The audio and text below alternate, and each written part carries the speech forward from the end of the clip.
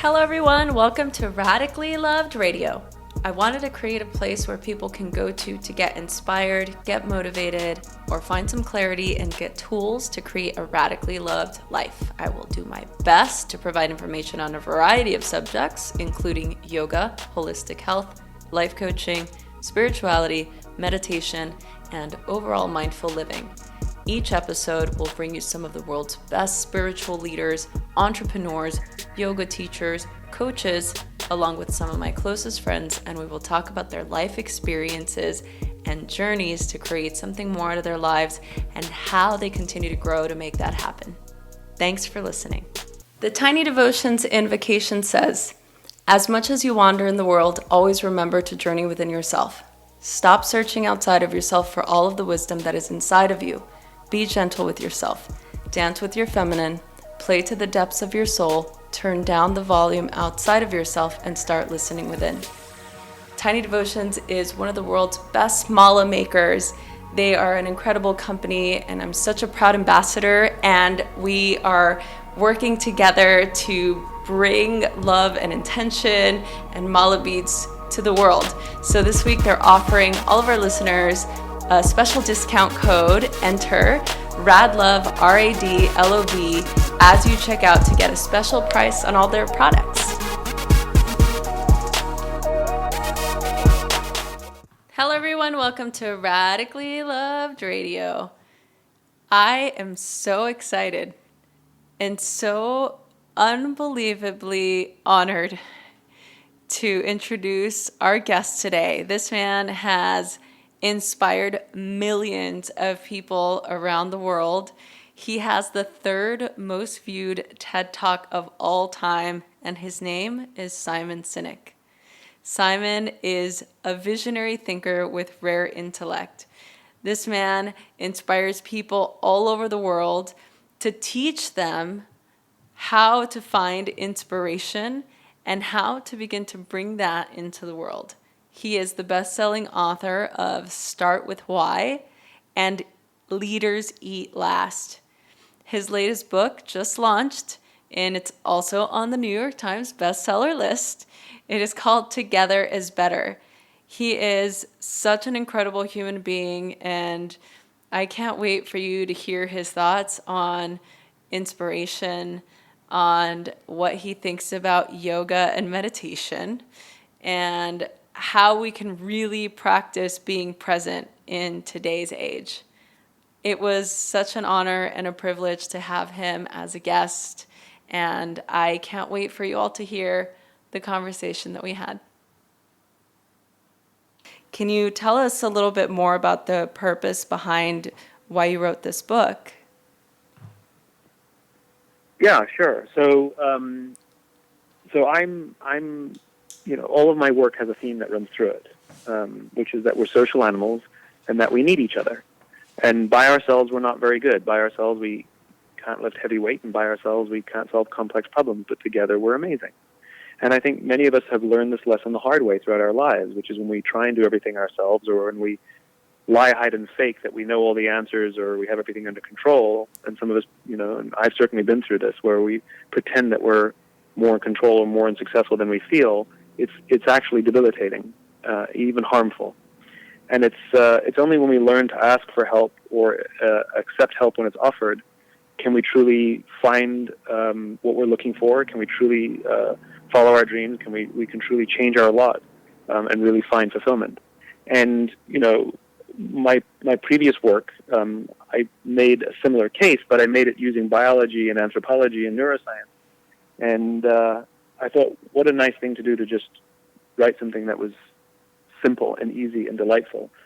I have a niece and a nephew, and they're little kids, and I've always loved the stories that can be told with just pictures and so few words. And kids learn really important moral lessons without any neuroscience. So can we. And so I set out to produce something delightful. That was my goal. My goal from the very beginning was to produce something delightful. Yeah, and I really like that it was filled with illustrations. So, it's different from the work that you've done in the past. So why did you want to create the book in this way? again, my inspiration was a children's book, and I went to the bookshop and just wandered around for inspiration. I found myself in the children's book sections and fell in love with so many of the illustrations, even more than some of the words, Yeah. And I wanted to have an illustrated book. But more importantly, I wanted others to have one too, Right. You look at someone's bookshelf and they have all these big, thick, important books, leadership, and all this stuff. And so why not something cute and simple and delightful that's really easy to get and just makes you smile, and yet the message is still very adult. Yeah, the first thing I noticed was the cover. So is there a special like message, or is there a special symbolism behind the cover of the book? Well, it's slightly it's a bit of a oxymoron, the cover, because leadership is usually symbolized with crowns or rank. Somebody who's the king or the queen is of the highest rank. They're the quote unquote leader, right? Mm-hmm. But as you know from reading the story, the king of the playground ends up giving away his crown. And the crown continues to get passed on, and nobody actually wears the crown ever again. And so it's just a little foreshadowing where the crown has ended up on the grass. Because leadership is not about the crown you wear; it's about the person you are. Wow. Yeah. I mean, that's and that's I really love that part of the story. And again, just following the journey, of the kids, and it was such a great story, and I think that us as adults can learn a lot from it. What I really liked about the book as well was that it was an experience. Like, the whole book was an experience, right? So yeah. I love the smell of optimism. Thank you. It's really cool. Thank you. And so how did you decide to add that as part of the experience of the book?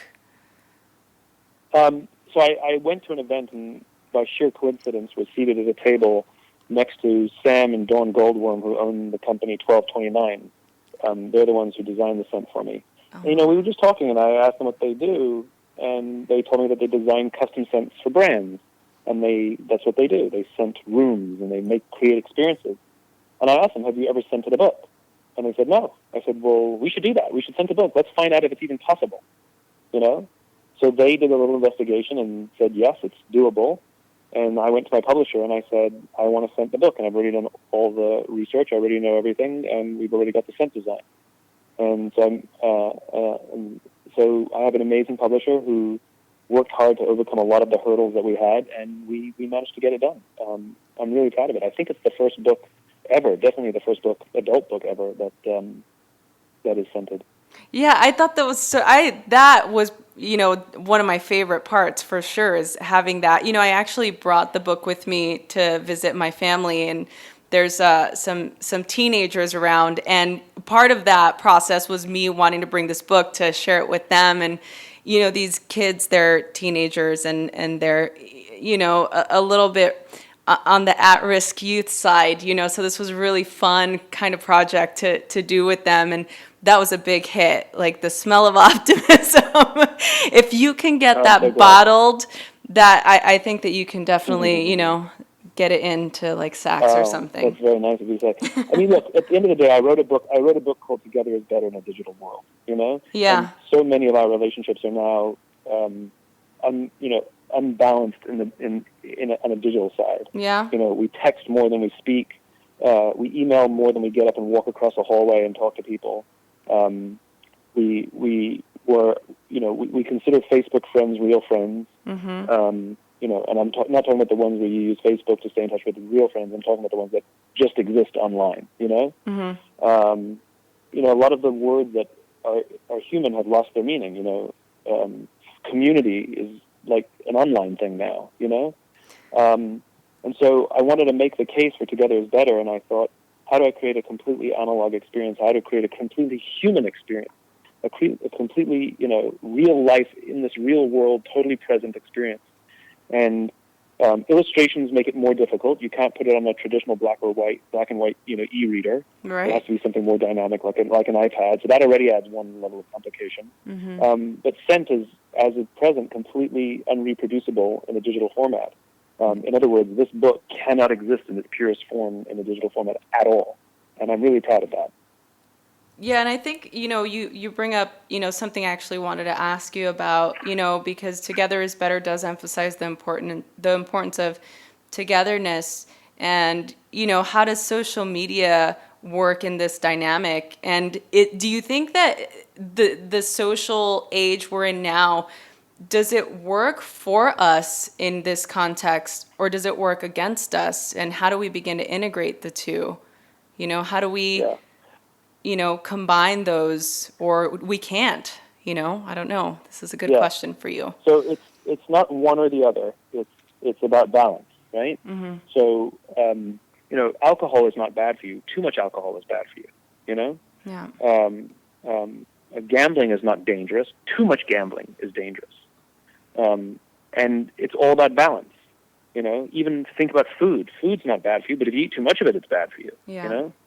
And so social media and cell phones are the same. They're wonderful technologies that help us stay connected to people out there. They allow us to, exchange quick pieces of information while we're walking. I mean, it's wonderful stuff. But the question is, how much of it is out of balance in our lives? Do you have a fight with your loved one over text? Do you break up with someone by ghosting them, or do you have a confrontation? Do you exchange compliments and criticisms over email as opposed to talking to somebody? How much of your, are you a leader? Are you a leader if you sit behind a desk and only operate over email? So I think it's not that technology is bad, but I think in too many of our lives, it is out of balance. And I think we need to find a better balance between real human relationships and how we use technology alongside those relationships, but not in place of those relationships, where real human communication is not replaced by digital communication, but enhanced by it. And I think for too many of us, it's out of balance. If you're on email, checking work email when you're at dinner with your family, if you're texting a friend who's not there when you're at dinner with your friends, there's a problem. Yeah, I mean, I see this all the time. I can go out, and have dinner with a friend, or, meet somebody for tea or coffee. And I just look around, and these people are sitting across from each other, but then they're both on their phones, and it's more often than not. Or people checking out, I just noticed this the other day at the grocery store as I'm checking out, like I'm trying to, be present. I teach yoga and meditation and the importance of mindfulness, so I'm always trying to be as mindful as I can, and there's certain things that I have rules. Like if I'm checking out at the grocery store, I'm not on my phone. I'm looking at the person that's checking me out. And like, I ask them how their day is. And I just try to be there, And when I'm doing that and I'm looking around, and so many people are either zoned out or they're on their phone or they're not paying attention. And there's so many, you've been to a grocery store, there's so many people there. What a great place to like interact with other humans, Well, forget it. Not just the grocery store. When you're with people you actually know. Yeah. I mean, when you're sitting at when you're on the phone when you're at dinner with somebody, then you're not at dinner with them. You're just sitting at the same table as them. They might as well be strangers, because human relationships are built upon the engagement. And then when you both put your phones away, then I see it all the time. People just stare off into space because it takes a while for the conversation to get going, and if you keep interrupting it, then it has to keep resetting. And you end up having a very unfulfilling night with each other. And we're seeing it. We're already seeing an increase in depression, an increase in suicide, an increase in addiction to prescription drugs. Young people are taking leaves of absence due to depression from college, taking leaves of absence from college due to depression in levels that have never been experienced before. So, unfortunately, yoga doesn't fix that.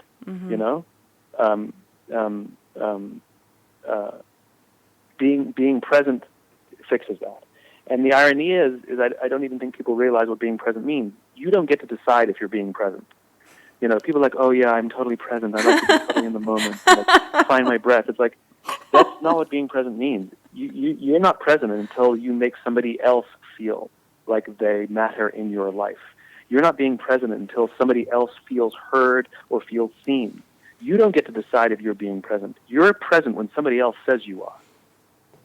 Oh, that's interesting. So, and I think that is a much higher standard than most of us practice. We think just because we found our breath and I'm being off the mat, give me a break, right? That's the most selfish disposition I've ever heard.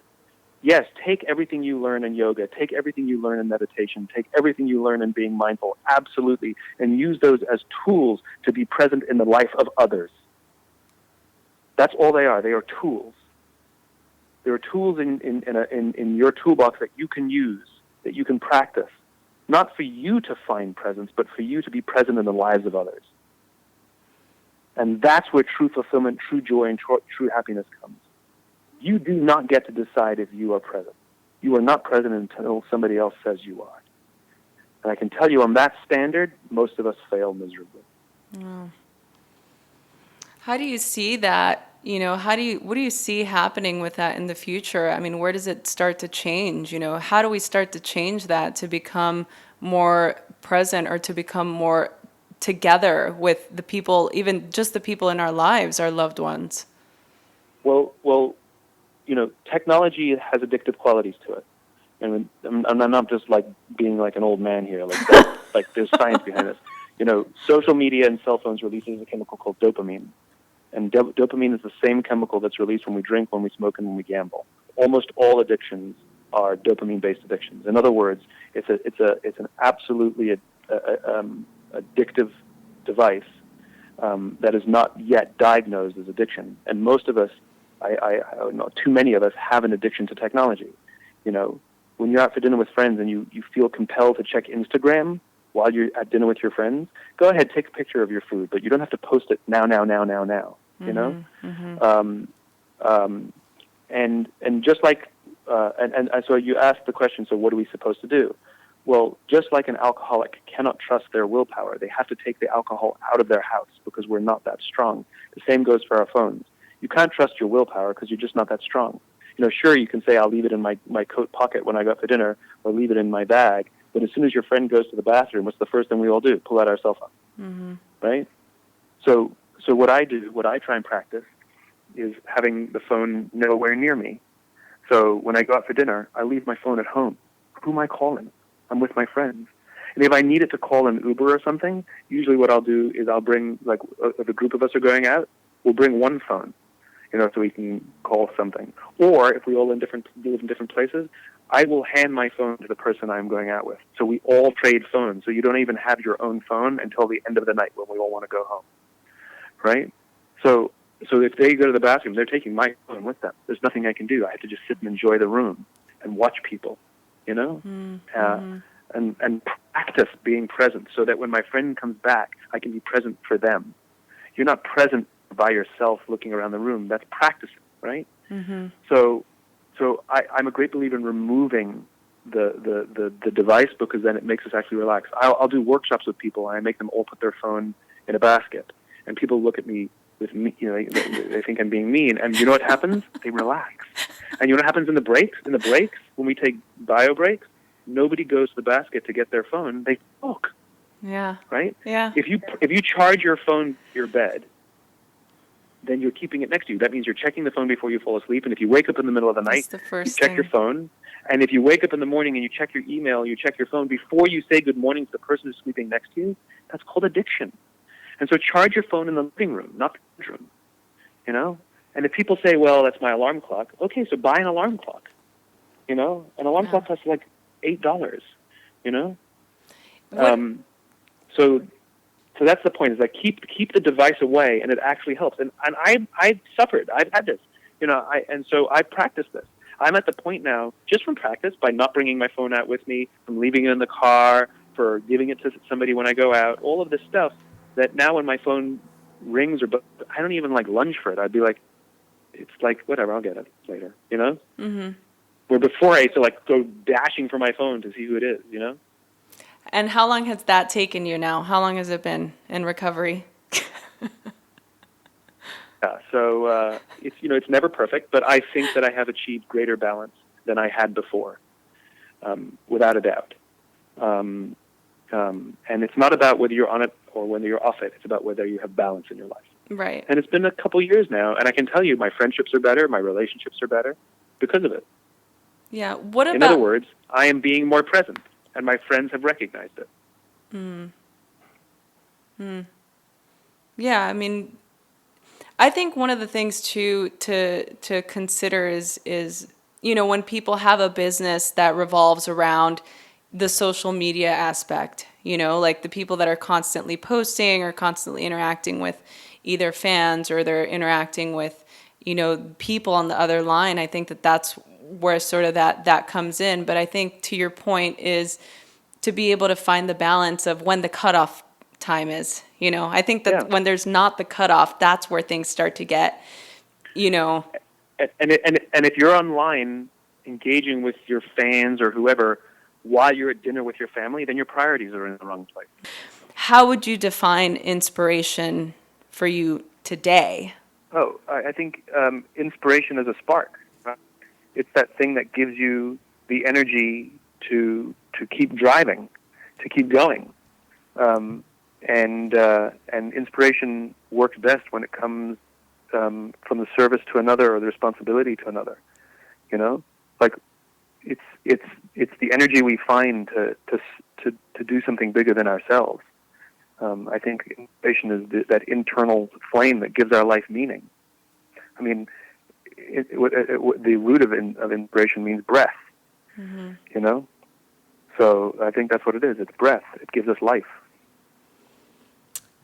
And I think it's different from motivation. It's why I hate it when people describe me as a motivational speaker. It's like, no, I can motivate you with money, and I can motivate you with a whip, and I can motivate you by promising you something or scaring you with something. I can motivate you, but inspiration, like I have to offer you a dream. I have to offer you a promise of something bigger. Mm-hmm. And if you're going to commit to something that's distant and far off, and it's not there, and I'm a liar, then you'll never believe me again. Yeah. And so inspiration is the stakes are higher. Yeah. And I would rather wake up in the world to feel inspired and inspire others than simply to feel motivated and motivate others. I want to be inspired to get out of bed. I don't want to be motivated to get out of bed. Right. Yeah. I mean, no, and I think that's hugely what I feel that this book did. Really, is what I felt that the heart of the book was. It was definitely something very inspiring. You just said you talked about just now, of knowing where you're going, etc. So, do you think it's important to know where you're going or to know what your purpose is? So, if you're going to fill up your car and go on vacation, do you think you need to know where you're going? Or do you think you can just get in the car and drive? Right? Uh-huh. And it might be exciting at the beginning, but at some point, it's going to be like, all right, I've been on the road for 10 hours, So it's the same thing. Of course you need to know where you're going. And I think very often we forget about this. We often plan the route, but not the destination. Just to follow the metaphor through, mm-hmm. It's as if you ask somebody, where are you going? And they say, vacation. You go, awesome, where are you going? They said, vacation. You're like, great, where are you going? They said, I told you, I'm going on vacation. They're like, okay, well then how are you going to get there? Well, like, I'm taking the I-5. And so people tell you the route, and then they plan these metrics. My goal is to drive 100 miles a day, Mm-hmm. And so, okay, but where are you going? And this is what we do. We figure out a route. We come up with these abstract goals, like, why are you in business? Growth. Okay, but why do you want to grow? Growth. Okay, I get that, but what's the purpose of growing? Because I'm a business, and I have a plan. I'm going to make this amount of money per year, and I'm counting my metrics, how to make it. Like, okay, that's all fine and good, but to what end? Yeah. It's the same in anything. You're like, what's your goal? To be present. Awesome. Why? Because that's what I do. Okay, why do you want to be present? Because it's good to be... Okay, so my plan is to meditate every single day and do yoga 3 times a week. So, okay, you figure out the route, you figure out some abstract goal, but what's the point of it all? Right? Mm-hmm. Because it feels better. I'm like, well, that's selfish, So when you have a sense of purpose, when you have a why, it's, where are you going? California. How are you going to get there? I-5. And that way it gives you flexibility. What happens if there's traffic on the I-5? Just change directions. But you're always moving towards the destination. You're always moving towards California. And this is what gives your life a sense of purpose. Though you may not go in a straight line, you are always moving towards the destination. And you may never get there, but your whole life will feel like you're getting closer and closer. That's the difference between a goal and a vision. Mm-hmm. A goal is something achievable, right? I'm going to drive 100 miles a day. Great. A vision is a sense of a world that's different to the world we live in now, that you're going to commit your life to help building, even if you never get there. We've never fully achieved civil rights, but my goodness, we're going to die trying. That's the point. We've never truly achieved the vision that was laid out for us by our founding fathers, that all men are created equal in the United States, but my goodness, we'll die trying. And that's the point. It's about the journey of constant movement. It's about a journey of constantly feeling like we're moving in the right direction, as opposed to random directions, chasing shiny objects, chasing the next thing that sounds good or feels good, but rather committing ourselves to the difficult, long, tiresome journey of advancing a cause bigger than ourselves. And here's the kicker. It's an amazingly more fun journey if you go with somebody. Mm-hmm. And so if you're able to share your destination, to share your vision in words with another, and they say, oh my God, I want to go there with you, then you take a road trip with someone. And though it may not go in a straight line, and though there will be roadblocks and storms, and though there will be sunny days and beautiful views and ugly views and boring parts and exciting parts, it's the person who's sitting next to you in the car that makes the journey worth it. That's what it means to live a life of purpose. Mm. Yeah. Wow. That's so true. Thank you for that. So, passion or purpose? Passion is a result. People are like, oh, I only hire passionate people. Mm-hmm. Okay, they're passionate for interviewing, but not so passionate for working. I have passion. Not all the time. No, you don't. That's a lie. I can tell you, if you make me an accountant, I'm not passionate. Right? Right. So passion is a result. Passion's like profit. If you engage in something that you believe in, you will be passionate. If you're engaging in something you don't believe in, you will not be passionate. In fact, you will be stressed. We work very, very hard on things we don't care about. That's called stress. And we work very, very hard for things we do care about. That's called passion. So you can't manufacture passion. Passion comes as the result of being involved with or around people who feed us and inspire us. It's not an input, it's an output. People treat it like it's gas you put in a car. No, it's not. It's not. It's what comes out of the car. It's an output. It's like profit, like I said. Yeah. You work hard towards something, you will feel passion, and that passion will continue to fuel you, for sure. But you don't sit there with nothing and just expect passion to make you go. It doesn't work that way. What issues do you think we as students in life should focus most on? Taking care of each other. Mm. There's an entire section in the bookshop called self-help. There is no section in the bookshop called help others. And the joke is, when we commit ourselves to serving each other, that is when we find joy. That is when we find happiness. That is when we find fulfillment. Parents don't have children so that they can brag to everybody how great parents they are. Nobody sits down when they go out for dinner with friends and talks about how great they are and all the things they did for their kids. They talk about all the things that their kids do. Right. Right? Well, great leaders don't sit around and talk about what they did. Great leaders talk about what their people have accomplished, what their people do. The amazement that they have in just the brilliance and drive and camaraderie that their people have. So even when people set out to be mindful or do yoga or be present or meditate, are you doing it for yourself or are you doing it for others? Because I'm all in favor of a meditation practice so that you can find the breath and find the peace so that you are strong enough to be there for someone else.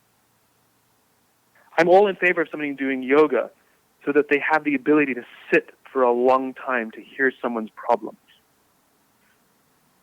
I'm all in favor of people practicing mindfulness so they can be totally present when they're with their friends. So when their friends go home, when your friends go home, they will say of you how special you make them feel, that you make them feel seen and you make them feel heard.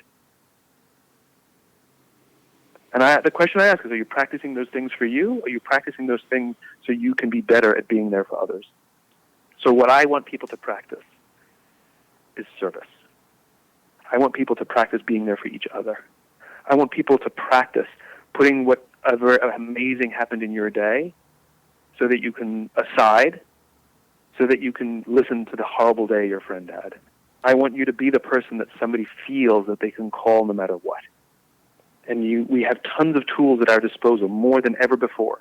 All of these eating healthy and exercise and yoga and mindfulness and meditation, amazing tools to better equip us to be there for each other. Because if you have no energy, how can you be there for others? If you don't sleep well, how can you be there for someone else? If you have an addiction to technology, how can you be there for someone else? If you're not capable of being present and able to focus your attention on one person. I mean, some people are so good at sitting on a cushion for 10 minutes, 20 minutes, 30 minutes, an hour, and are able to say that and have an empty mind where they have no thoughts, and if they have a thought, they label it and put it aside and are totally present, and they're looking in black space with their eyes closed, and then they sit across the table from somebody, and they're incapable of putting anything but their own thoughts on the table. They're incapable of emptying their minds simply to hear what their friends are saying. They're incapable of looking someone in the eye. They have to look anywhere else except at their friends. What's the point of practicing meditation if you're not able to apply the skill somewhere else? What's the point? What a waste of time. Go do something else. As I said before, you don't get to decide if you're being present or not. You're present when other people say you are.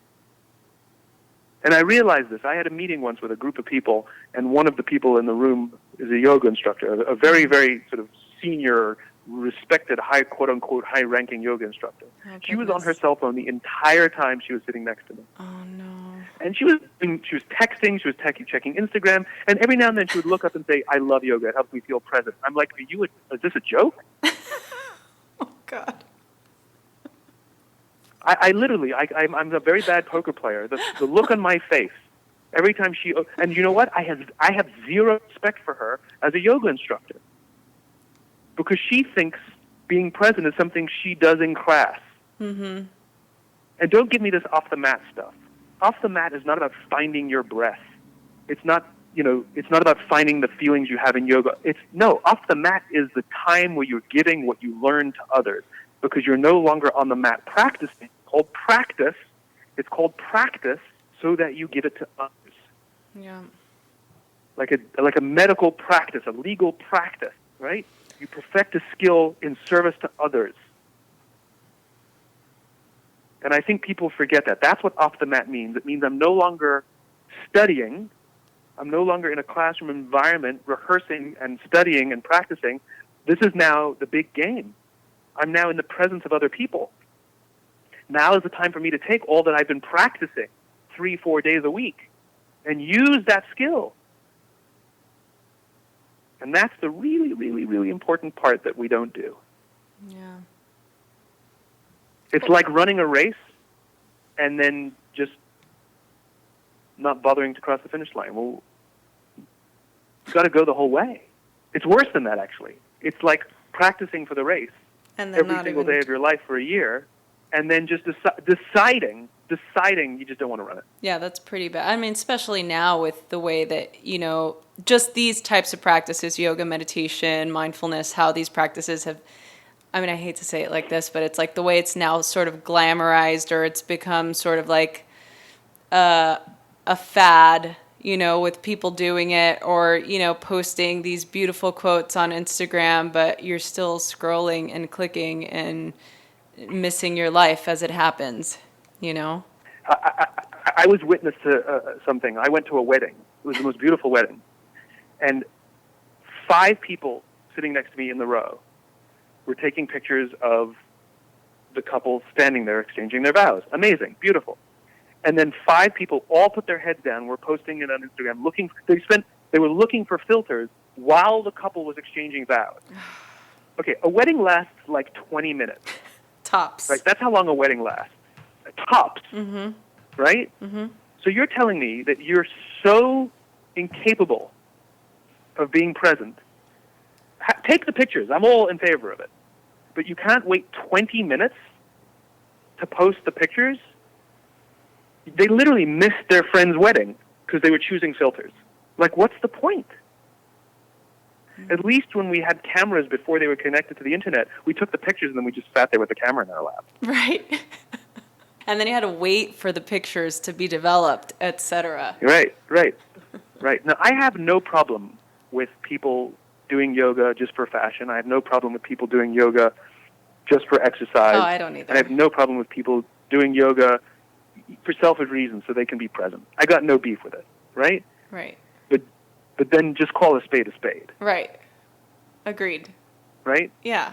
Don't be walking around talking about mindfulness and presence and telling me how to live my life. Right. As she sits across the table from you, just watching her phone the entire time. Exactly right. Like, you want to teach yoga, teach yoga. You want to get really good at it, awesome. Right. You want to help others get really good at it, awesome. But don't you dare claim to be some authority on presence, because the hypocrisy is you can cut it with a knife. Yeah. Oh, that's so good. You need to start teaching yoga. That's maybe your next venture. What's your favorite part in the book? Let's get back to Together is Better. My favorite part of Together is Better is actually there's two parts that there's 3 parts. There's one that happens in the beginning, one that happens in the middle, one at the end. My favorite illustration in the whole book is when the kids are all standing in front of the wall. In front of the wall. Yep, that's my favorite too. That's the best part. Okay, right? Sorry. Go ahead. That's my favorite illustration, because that to me is everything. That's life. Uh-huh. That's every single day we are confronted with big walls and small walls, and you can stare at the wall, or you can figure out how to get over the wall. And there's 2 types of people in the world. There are people that see the thing that they want, and there are people that see the thing that's getting in the way of the thing that they want. In other words, some people can only see the wall, and some people can only see what's on the other side of the wall. You know? And that to me is just the reminder that every day I have to wake up and see what's beyond the wall. And the wall is just something I have to get around. So I absolutely love that one. That one to me is like, that's the inspirational get out of bed in the morning. Okay. You know? Yeah. Then there's a we did this on purpose, and I'm really glad we did it, which is every single page has a quote on it, right? Every picture has a quote. Yeah. Except in the middle,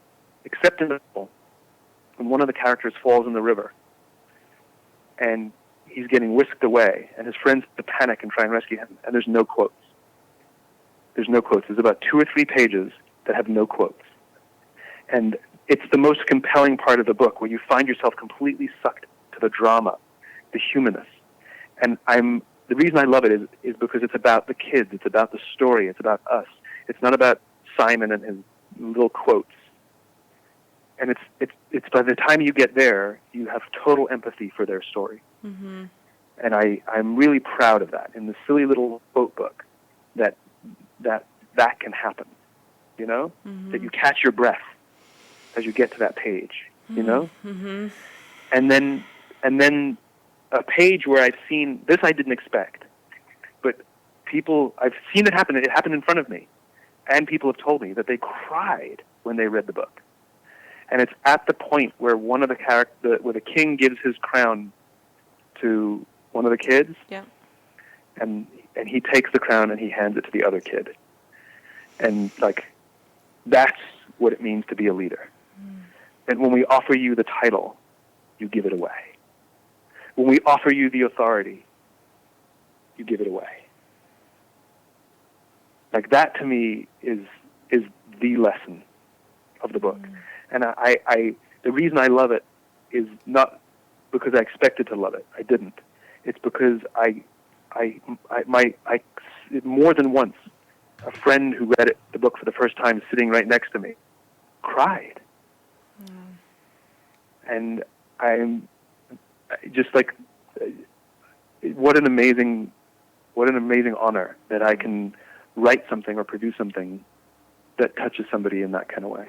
It really is a great book. I mean, I'm not saying that just because I'm so glad you like wrote it, but it really is, and especially just the story and the feeling of that togetherness and going on this journey, with someone, it's just, and how important it is and how much better it is. It's truly inspiring, and it's beautifully written, in all the metaphors and all the quotes. Everything is a really lovely experience, and it is an experience. Thank you. Thank you for saying so. Yeah. So who has recently inspired you? Who? So I'm always inspired by people who commit themselves to a life of service. Yeah. And so some of the people who inspire me are a big deal. They're CEOs or generals. Mm-hmm. And when I hear them talk about their people and the love and respect they have for their people, I'm just so inspired. I recently had dinner with Gary Ridge, who's the CEO of the company WD-40. And just the way he talks about his people and his love and respect he has for his people, and how he's trying hard to create an environment of culture and learning, an environment of learning, rather, the culture of learning for them to grow. Like, I was just I wish more CEOs could be like him, Mm-hmm. Totally inspired. But I hear stories, by people we don't know, who just teachers or parents or, who committed themselves to just the life of others. It's humbling. Yeah. It's absolutely humbling. Wow. Simon, thank you so much. Just a couple more questions. One thing I do want to say for the people listening, we are going to do a 3-book giveaway, so that's really exciting. Thank you. Amazing. Yeah, I know, it's fun. So, and talking about social media, we're going to do it on social media. And Simon and I It's are about balance, right? No, yeah, that's what I'm saying. They're going to be, they're going to listen to the podcast, they're going to go on Instagram, and they're going to write an inspirational quote on Instagram and then tag either myself or you or both, and use the hashtag Together is Better, and we'll choose 3 winners, and they'll each get a signed copy of the book. So, yay. Wonderful. Why don't we add an extra level to that? Oh. Which is not something we can judge, but something we can ask. Okay. Which is whatever they write, that it inspires them to call someone and tell them whatever messages they learn. So maybe it's a quote about gratitude, so then they have to call someone and say thank you. Oh. Maybe it's a quote about love, so they have to call someone and say, or to their face tell them that they love them. Okay. In other words, we want them to act in the service of another based on whatever the quote inspires them to do. I love and that. we can't check them. There's nothing we can do to check them. The honor system. We can only give away the books to the quotes that they post, but we're asking them to follow through. Yeah. Oh, I love that. I love that so much. Don't be that person. Don't be that person. Don't be that person who on Father's Day you post a picture of you as a little kid in the arms of your dad and be like, "Happy Father's Day," and your dad's not on Instagram. Right. Exactly. Like, go ahead and post it, sure, whatever. But why don't you call your dad and say, "Hey, I love you"? And that's what we're asking. Right. Go ahead and post, but the follow-through matters. Yeah, it's funny that you say that, because I did that I have a great relationship with both my parents, but I did that last year, and I posted, not only, I didn't put a quote, I wrote like an entire paragraph about how my dad's inspired me and how his love, just really made me, love him so much and showed me what real love is, real unconditional love. And, I posted it, and of course I spent Father's Day with him, and somebody had mentioned the post, and then I was like, "Oh yeah, Dad, I posted this thing," and I read it to him, Simon, and he started crying because he was like, "That's so," and I was like, "Oh, I feel like you should know that, like you should just feel that, I didn't know that I had Isn't that ironic? You spent all this time writing this heartfelt message to your dad on Instagram. Right. I know. And then, you had to read it to your dad. I know. Okay, well, so in closing, so my why is to empower people to feel radically loved and to be of service, by the way. I love it. I So, love it. I love it. so that's, part of my journey and part of, what I do for a living with the teaching yoga and meditation and being a coach, etc. So what do you radically love? I radically love the people around me who let me be me. Wow.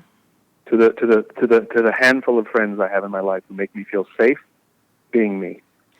Thank you so much. From the bottom of my heart, Simon, thank you so much for being a guest. And thank you for writing this beautiful book and for all your other books as well. But this one in particular really is something to be experienced with someone else as well. So thank you so much for this and for your time and for everything that you do and your service to the world. Thank you. Thank you, Rosie, and thank you for giving me a space to share my ideas. Hey everyone, for more information, visit www.radicallyloved.com. You can follow me on Instagram at Rosie Acosta and on Twitter at Rosie Acosta. If you have any questions, email info@radicallyloved.com. Thanks for listening.